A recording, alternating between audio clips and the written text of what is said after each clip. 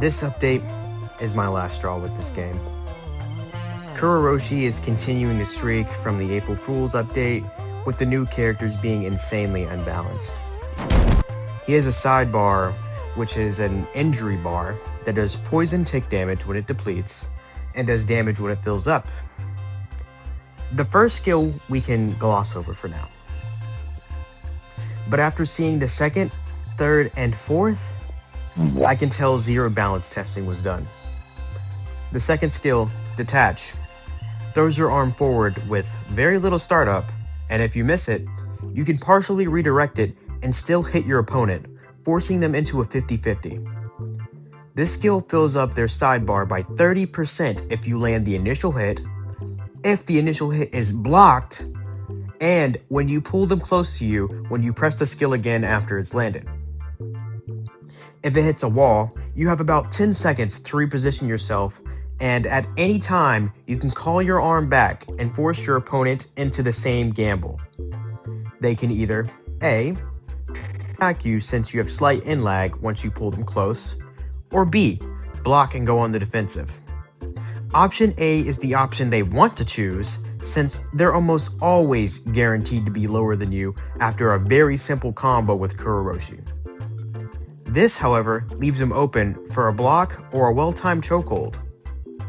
The reason this is such a gamble is because Kuroroshi can use chokehold while blocking. Your eyes and ears do not deceive you. The third skill can punish your opponent for attacking your block.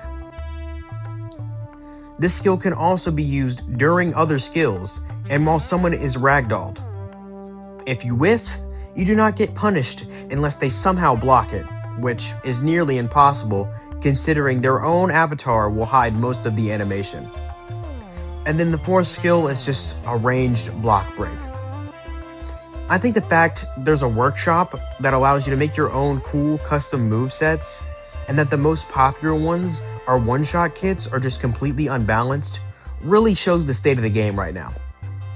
The vast majority of this game has lost any skill, and these new characters are like performance enhancers that give you a false sense of skill since they're so easy to use. But the fact is, anyone can use those characters, even people that don't need to, ultimately creating this unreachable gap for anyone not using the newest, strongest characters. Out of 23 characters, only 5 are viable and high skill ranked. Every moveset is unbalanced, and people automatically assume, oh, if everything is unbalanced, then it's balanced. But it's not. Not every character is equally unbalanced. There are definitely some characters that are objectively better, and this new character is no exception. They've rewarded and even incentivized block holding, something most players, if not all, hate. And just because it's something he could or would do, doesn't mean it has a place in the game. If you want it to be strong because it is in the show, then do the same for every other character. Don't show favoritism to the characters you like. As it stands now, in terms of base and mode, in my eyes, Kuroroshi is the best character. Especially considering the fact he has 2 variants of his mode. One that forces opponents to come close to stop it, and one that forces opponents to stay away. It's just unreasonable.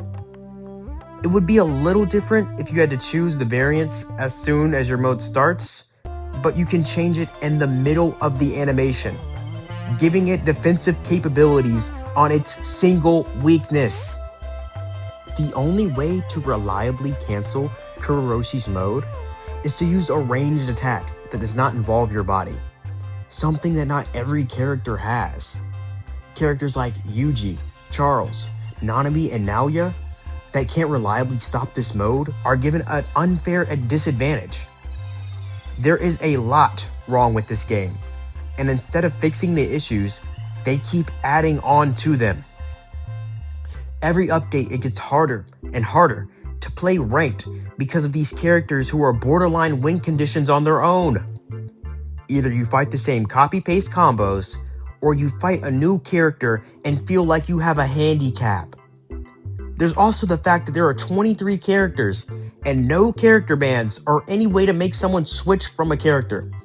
This leads to people just leaving ranked matches when they get a match they don't want and relying completely on muscle memory to do the same combos over and over again. What happened to having fun? Someone could close their eyes after landing a specific skill in ranked and keep the combo going. Why? Because nothing changes. There is nothing to look out for or anything that requires your full attention when you're landing a combo.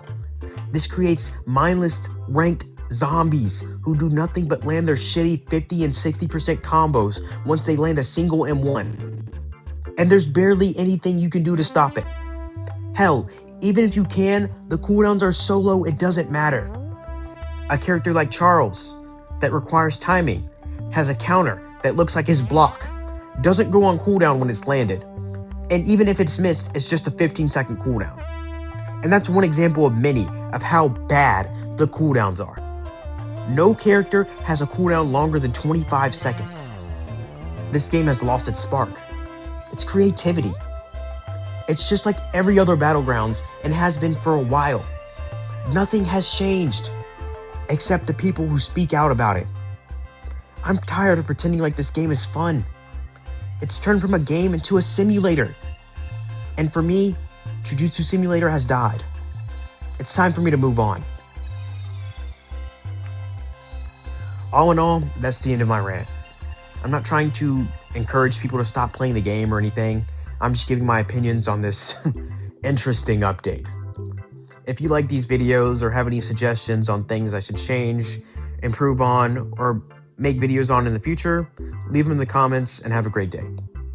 Sure, signing off.